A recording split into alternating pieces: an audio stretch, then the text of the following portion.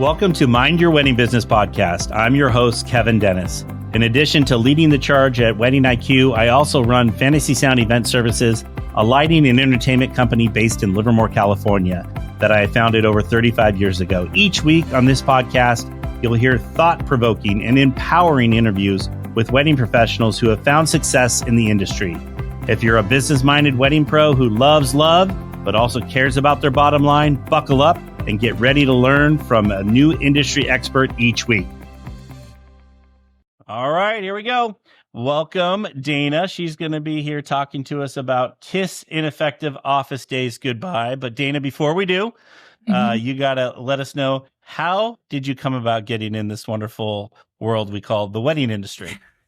That's a great question. First, I'm so excited to be here today. I know it's actually a kind of a convoluted story, but one that probably very many people have experienced. But I was planning my wedding. This is how how do you a wedding planner stories start? Yeah. And I got married super young. I think I was 22. Actually, no, I was 22. And so everyone was my BFF, as you can imagine, as a 22-year-old just getting out of college. And I could not find a venue that fit my needs. And I didn't want to get married in a hotel. And I didn't want to get married in a barn. And so there was like really no options for me. And so we were at lunch one day and with me and my sister, and we were like, wouldn't it be so fun to own a wedding venue? And we like talked about it. We made like a sketch on a napkin. And then I went home. Like I was like, cool, like this is great, whatever. Well, I think it was a couple of days later, Courtney called me and she was like, hey, our friend Megan, you remember Megan? Like from when we were kids? And I was like, yeah. She's like, well, she's getting married and we're going to plan her wedding. I was like, what? She's like, well, we want to open a venue and I thought we should be wedding planners, do some like market research, figure out what we need, if it's like good in the market or whatnot. And I was like, okay, whatever. So we did that wedding and realized, hey, this is fun. We like it. We're pretty good at it. And we just kind of slowly built it. It was very organic. We were both teachers. So we just, very financially, I guess conservative people. Like we cannot just take the jump into it. Like we had to have all these like ducks in a row to do it.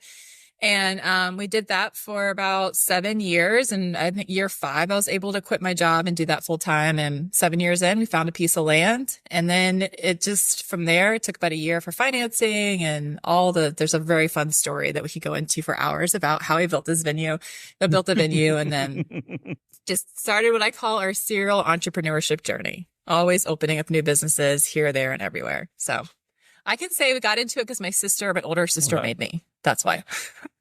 That's actually amazing story. I knew a little bit of that story, but I didn't know the whole story. So that's absolutely amazing. So how many weddings, just out of curiosity, how many weddings do you guys host a year now? It's a great question. So the venue does about 120 to 130 weddings a year. And then the planning business, does close to 100 a year. So lots of weddings all day, every day. Yep, all day, every day. I had a wedding. We're recording this on a Wednesday, and I had a wedding last night. So here in California, we're getting them. And this is our 3rd Tuesday in a row with a wedding. We skip next Tuesday, but the following Tuesday we have a wedding. So that's crazy. I keep joking we're becoming like Las Vegas. Yeah, it is very crazy. So, all right. So we're here to talk about Kiss Ineffective Office Days Goodbye. And I'm very excited, I'll be honest with you, because yesterday I had an office day and I was very ineffective, I will say, because I was just like kind of overwhelmed from the weekend. And I was looking at the mounds of emails that I had to get through and a few stacks of papers I had on my desk. And I was just like, I'm not doing well. So why? Because I feel like in our wedding industry, we're so good at doing our art, being out in the field, doing whatever it is, but we're not very good at our business and doing all that part as well. So that's where I think all of us in the wedding industry can get better. But so why are office days so important? Oh, geez. That's kind of a loaded question. I feel like office days are so important because I feel like they're the reset for your day, your week, for especially when you're talking about big pauses of time when you have multiple office days in a row for whatever you're trying to accomplish and get done. And I think that there is this really big misnomer, and I think it's starting to come out more. And you guys have heard probably about how more efficient people are on a 4-day, schedule, like basically taking Fridays off. Because the reality is nobody can be efficient 40 hours a week. Nobody can do it. It is not real. That is fake. That is something that corporate America made up. It is not the reality. And so a lot of times when we get into the office, we're assuming we have to have 8 full productive hours every single day, Monday through Friday, or in the industry, a lot of times it's Tuesday through Friday or whatnot. And that just isn't real. But if you don't have those office days, especially as an employer, an owner, a team leader, high level manager, you can't do the things that you have to do to move your business forward. Like I would love to be able to just say, oh, I could just plan weddings all day, every day, or I could just host events. But you have to pay your taxes so they don't like seize your property. And you have to like, pay your employees so they show up for work, and you have to market it. You have to do all these things, constantly reinventing and, making yourself relatable to this new generation coming up, right? It takes time. It takes effort. You can't just be by happenstance. So we have to have office days in order to have successful businesses. I mean, certainly you don't have to have them, but I would guess your business isn't going to be lasting more than a year or two, right? Yeah, I wouldn't think so. So why do you think us wedding pros struggle with office days and being in the office? Well, I think when you're a creative, it's hard to do the day-to-day things because you just don't want to do them. Like you just want to do the thing that you love and that you feel passionate about. I mean, think about why you got into the job or the industry that you got into, right? Like, why do we get here? It's because I loved what I did. It's because I loved planning weddings. I loved the beauty of flowers. I loved helping people. And it really wasn't until I saw a true career path. Like I treated it more like my career than just something that I loved in a job that I saw, okay, I love this, but I also love the fact that I'm going to have some financial security in my later on in life, that I have a great retirement plan, right? And so I think for a lot of us, maybe we haven't gotten to that point of thinking about what is that possible exit strategy? What is the real future for our businesses? And we're just thinking about the here and now, which is, I love making bouquets. I love making flowers. Like I don't want to do all the things that I have to do for my event. So I think it's just like a mindset thing. Like it's super hard for people to think about the management, the day-to-day things of it being a creative. Yeah, I think it struggles. And especially, a lot of us have ADHD and ADD. And so I think we procrastinate is a good word. And then we're very good under pressure when it comes to doing that kind of stuff. So how can someone, we're busy, everybody's wedding season is different across the country, the world, but how can someone prioritize their wedding season, or being in the office during a busy wedding season? Yeah. So, I think the first thing to realize is you have to look at your whole year, in general. And we do this every January, I would say, that we're looking at where is our stressful pain points, right? And these pain points are things where you're like, I won't have a lot of brain capacity to do something that requires a lot out of me. So there are certain times of the year when I'm like, okay, I don't have the ability to think of a new marketing strategy because we have X going on. And typically that's during major wedding seasons. That's April, May, June. And here's where it gets really hard is a lot of times as industry professionals, we attend these conferences, right? Like Cater Source is the end of March. NACE Experience is in the summer. There's a couple of them sprinkled there in April and May. And you go to these conferences, you get all these amazing ideas, and you get back to literally I don't know if I can swear, but like a shitstorm, right, of events. And you can swear. Okay. Swear away. Okay. And you don't have time to put all this stuff that you learned in action, right?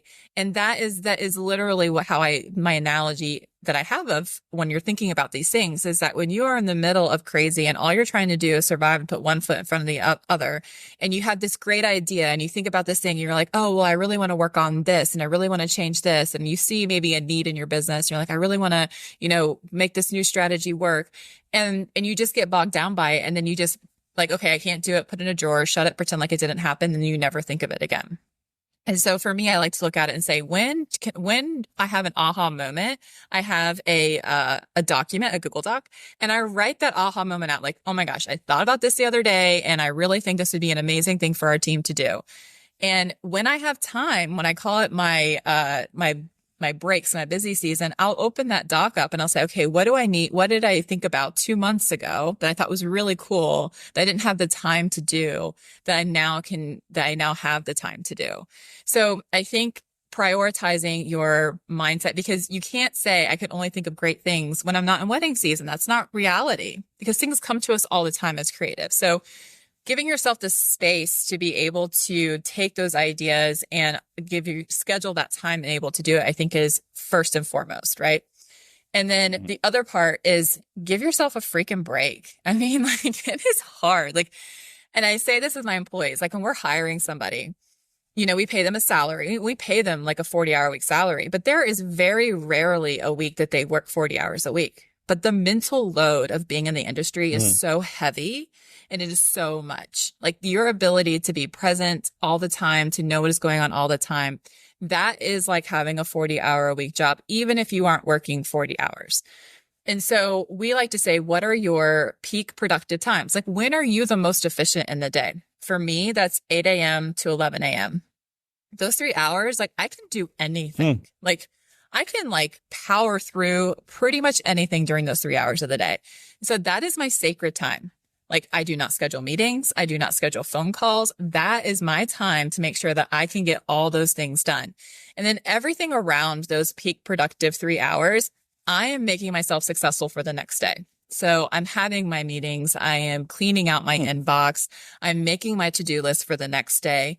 And the way I think Courtney said this to me once, she's like, what is Courtney today going to say, or what is Courtney tomorrow going to say thank you to Courtney today? Right. And there's been so many times and I'm like, oh my God, Dana, thank God you took care of that. Like, cause whatever happens, it's so much easier for me to get this task done or whatnot. So it's really about structuring your day around you. And I think that, for me, I have, like I said, those peak productive times, but I am in charge of all of our education. So I make all of our presentations. And sometimes there's only so many times you can write things. I mean, this, right? It's like mind numbing sometimes trying to put all this stuff together. And so I give myself the freedom to say, if this is not speaking to me right now, I'm not going to force it. I'm going to put it down. And if I need to pick it up at 10 o'clock at night, I'm going to pick it up at 10 o'clock at night and jot those few things down and do it. Right. I don't have this prescribed 8 to 5, which I think we need to kind of get out of our minds. Yeah, that's amazing. So you mentioned you're most productive between 8 a.m. and 11 a.m. Like, how did you come to figure that out? I think a lot of trial and error. It really actually became out of a necessity, truly, because my kids don't have public transportation. Or they did, but this bus came at like 6 a.m. or something like that. So I had to take them to school. And then and I had this like weird limbo time. Like, I could go back home, be home for 45 minutes, or I could just go into the office and start working. And so I started working at 8 and I realized it's quiet. The internet's amazing because no one else is on it. And my head was very clear, it was just a really, really great spot. And I realized, wow, I do a lot of things. I look forward to it. I look forward to that time because I know that I can bang something out really easily. So it's trial and error. You got to figure it out. I used to think my peak productive time was after lunch, but that is not the case. I'm useless after lunch. Oh, that's funny. So, and then I think a lot of it too is I find I've learned to shut my door if I need to get some stuff done so my employees don't come and interrupt me, because they, every little question, every little thing, they're at my door trying to come in. So what are some tips for people that have employees, to keep themselves productive when they're in the office? That's a great question. I feel like sometimes you just feel like a firefighter. Like, all you're doing is putting out fires all day, every day, and dealing with everybody, right? So for me, I have a little bit more of an open door policy, but I do let my team know that this is when I am in the zone. And unless it's an emergency, it is something that you need an answer right away, it needs to wait until, you see me out of my office, whether that's 10:30, 11 or whatever time it is. But there is also, I have open door hours. So there are times in the week, typically it's, Tuesdays and Thursdays that I set aside 2 hours that I don't take phone calls again. And I know I'm not working on anything that's super takes a lot out of me. I'm just doing menial tasks that I have to get done. And it's my open door. So like if you need to come have a conversation, like it's as available, it's there, whatnot. It's a time when I am fully in and invested and I'm not like, oh, I'm just trying to get this done. Let me finish this one task or whatever before we have a conversation. And that's been super, super helpful. But the biggest thing is you got to set boundaries. You just have to tell your staff what it is that you need from them and the time you need. And 98% of the time, they're very respectful of that and they will honor that kind of boundary you created. Yeah, that's some good advice, because I find we have to set boundaries with our clients as well.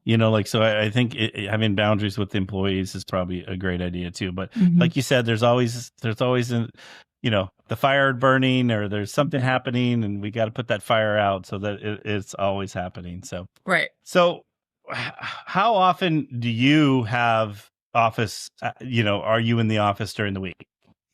I am physically in my office 4 days a week, Tuesday, Wednesday, Thursday, Friday. I work from home on Mondays. During the summer, I'll work from home on Fridays just to help alleviate the kid shuffle.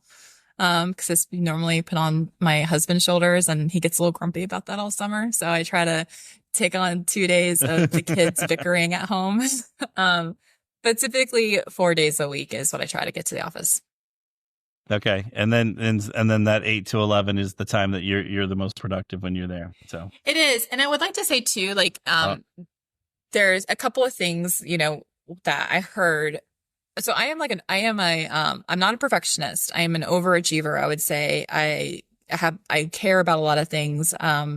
My biggest fear in life is not being like worthy or successful. Right.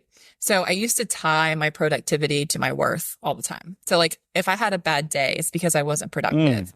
If I had a great day, it's because I got all my to-do list done.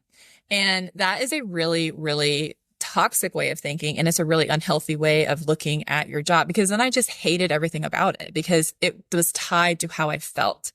And so I started taking a look at saying, okay, what is it that's going to make me feel successful today?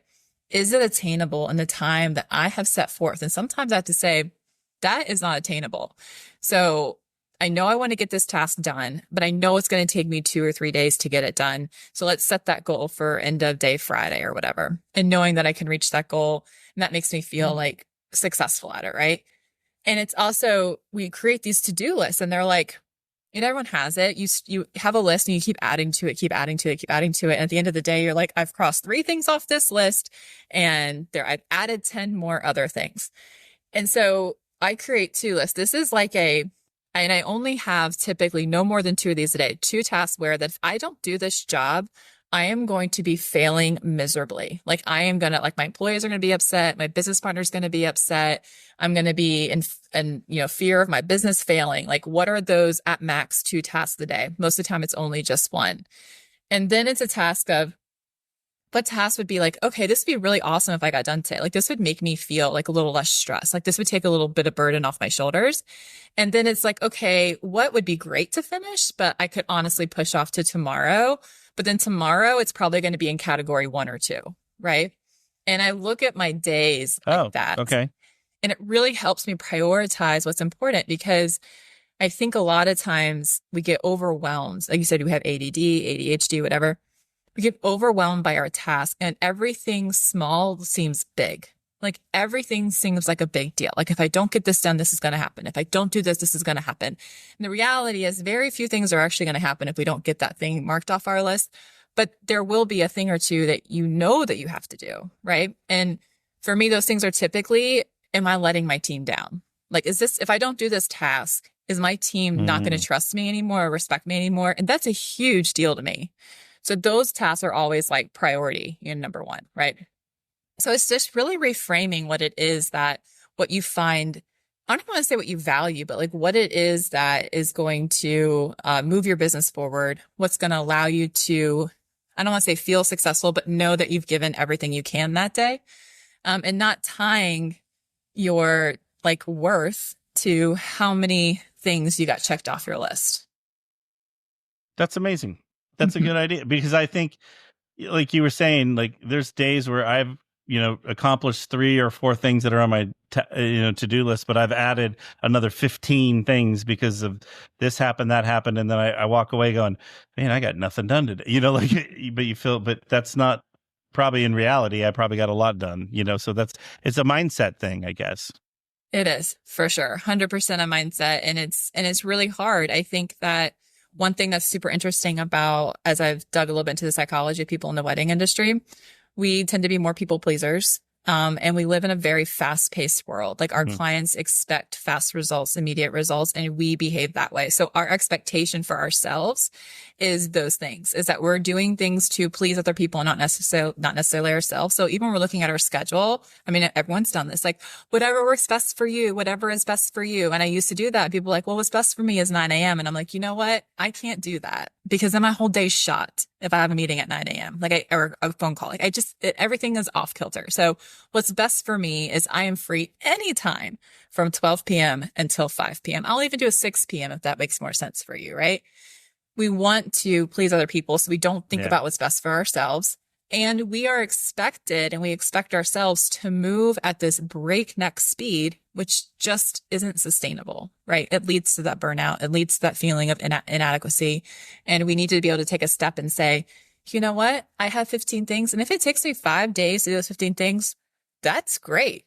That's amazing because I got it done. Tasks off the list. Now, are you, just out of curiosity, are you a paper person with your to-dos, or do you use an app or anything? I am a paper person. I have tried all the apps. I've tried like Monday.com. I've tried Asana. I've tried all those things, but I don't know. I like it on paper. I don't know why. No, everyone's different. I've learned throughout it doesn't matter your age. Everyone just more visual, or they have to write it away. Everyone's different. So it's just very interesting to hear how other people kind of get through their day, and whatnot. So, all right. So we've gotten through our day. We figured out how many days we need to do this. I feel like, what are some tips that you may have for someone that's like struggling, what, do they start slow? What are some tips that you can give the people that are like really struggling to get office days in? Yeah. So I think that the first thing is to recognize, have you created the time for it? Have you given yourself the ability to have office days? Or are you so scheduled out that you can't? So the reality of it is that there are definitely times of the year when and everyone has this, where you feel like, oh, I've been at this meeting, I had this lunch, and I have to record this podcast, or whatever the case may be. And so I have sacred days. Like, these are days that I just do not go anywhere unless it's like, the only time this person can meet. And of course I can make an exception. Like, I'm not an inflexible person, right?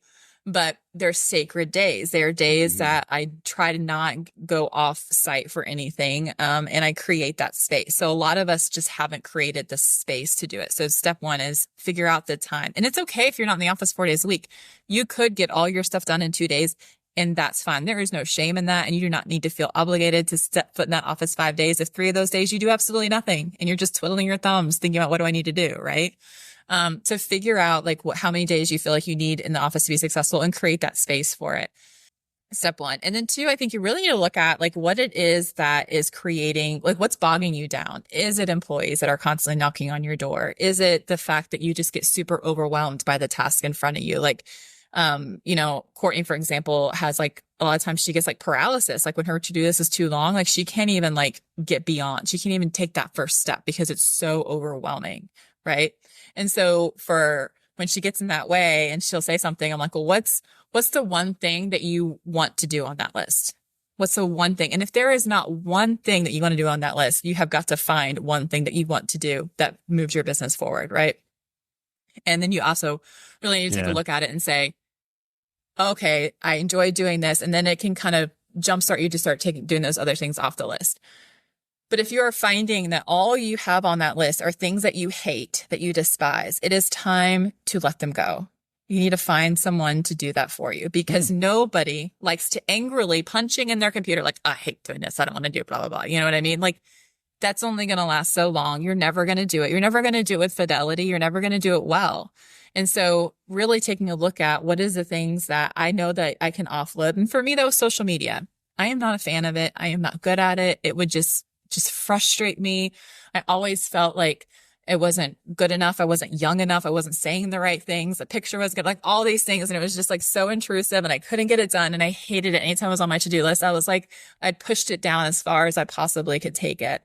And I was finally like, you know what? This shouldn't be my job. This just should not be my job. Someone else needs to do this. Right. So find those things that you can automatically take off your list so that you can feel like back to what you love to do. Like you love planning weddings. Are you creating time for you to plan your weddings well, to do the things you need to do that? You love designing flowers. Are you taking the time to have that, those mood boards and flower inspo pics that you're sending your clients? Like figuring out the things that you love to do and then try to push the things you don't like to do, offboard them on somebody if you can, and figure out how to make them as minimal as possible on your to-do list. Yeah, I think that's game changer right there.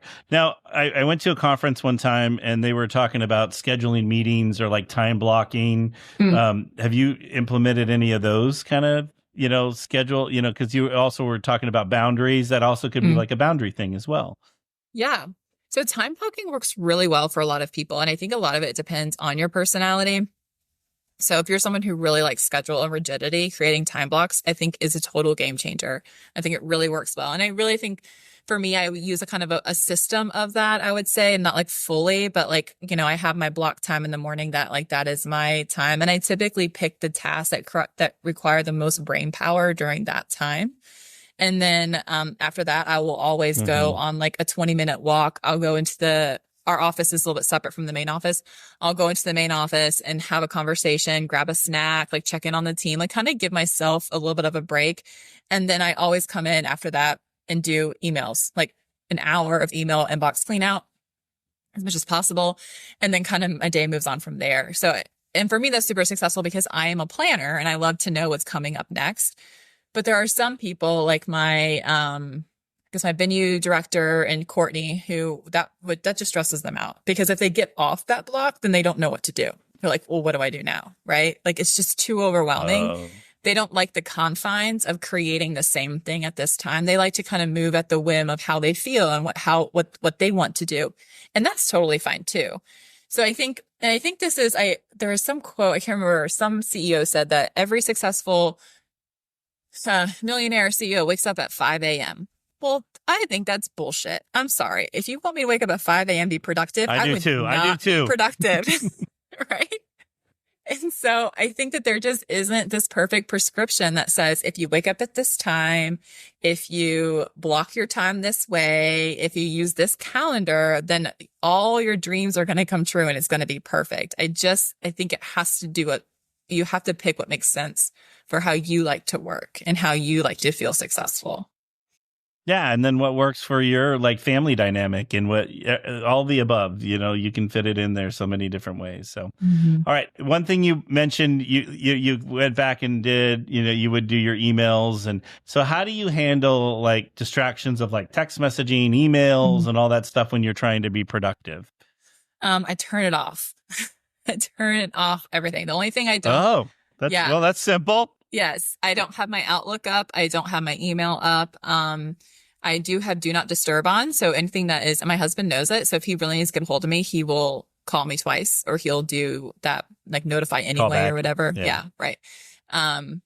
So yeah, I turn it off because it is too distracting. It's impossible. There's too many things pinging at you all the time.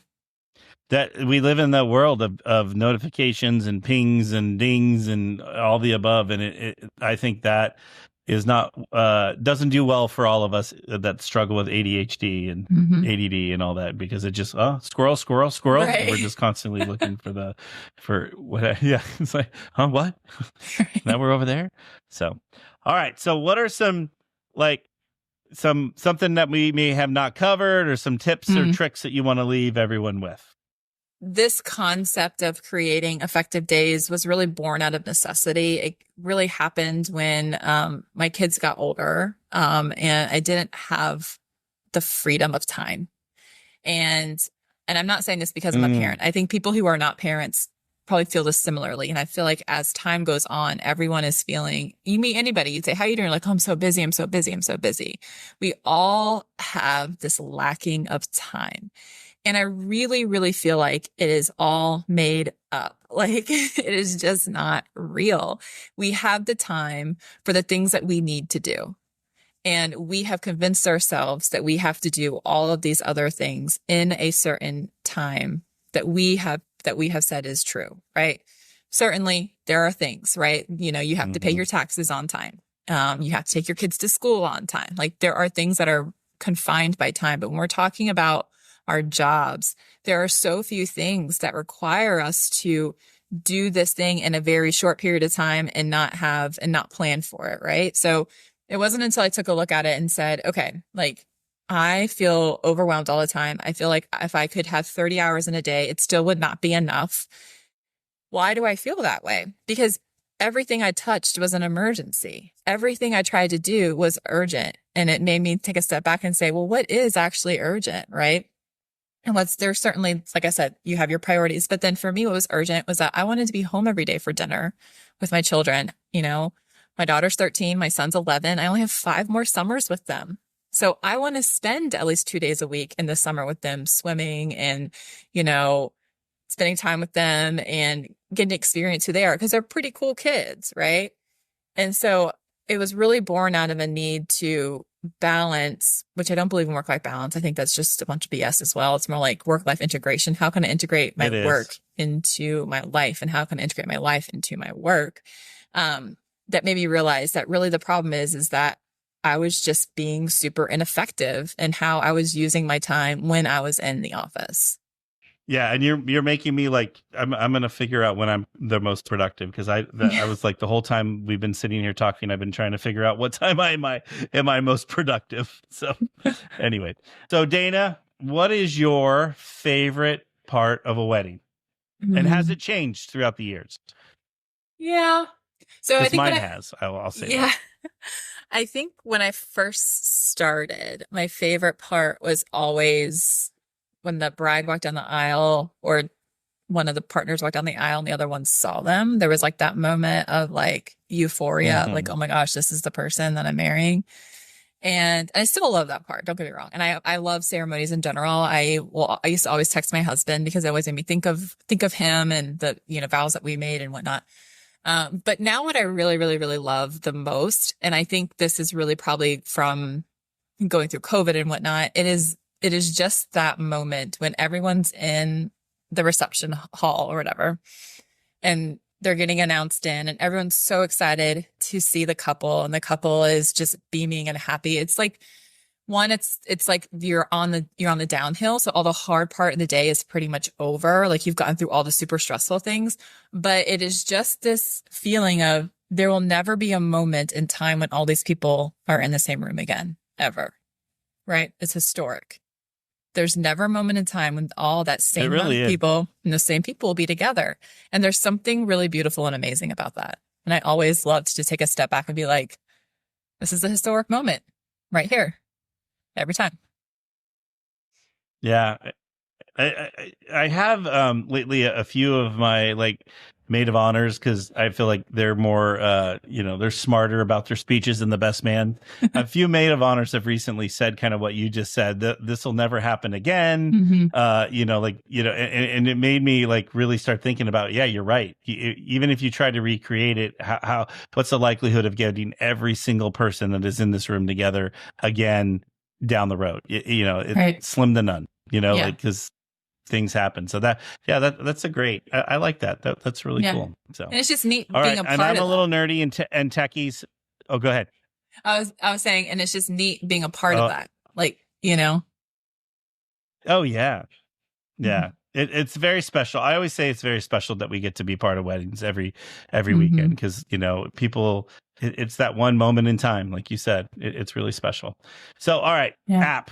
I'm a very techie person. I love apps. What is your favorite app or something that's helping you, maybe even with having effective office days? I feel like this is such a tough question. Is it your pad and paper that not an app? Oh gosh. It could be even anything. It could be personal. Doesn't have to be business. So, the most practical is probably my calendar. Obviously, that is like I live or die by it. But I really, really, really love notes. Notes I use probably 5 times a day, which is super helpful.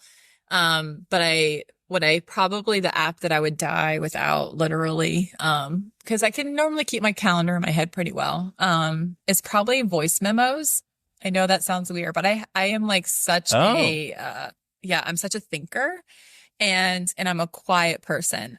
So when I'm driving, I can drive and realize, I'm not listening to anything. There's nothing on. I'm just like in my head, like a constant narrative in my head. And so I have all these great ideas, but I can't ever like hold on to them. They slip away. And so I probably have hundreds of voice memos, and I go through and clean it out every few months where I just say what I was thinking.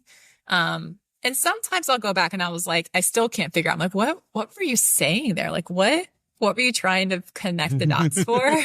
Right? But a lot of times it's super helpful for me to be like, oh yeah, that was a great idea. We should do that. And then I put it on my ideas doc, or whatever the case may be, because I'm just driving all the time. So I don't have the ability to just stop and, type it out or whatever. So I'd say voice memos probably is my biggest app. No, that's a good idea. No, and I think that's for a very good reason. That's amazing. So, all right. So Dana, how do people connect with you?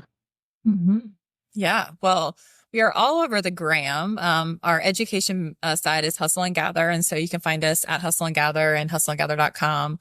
And that'll really link you to everything else. It'll link you to C&D events, the Bradford and Anthem House, which is our other businesses that we have.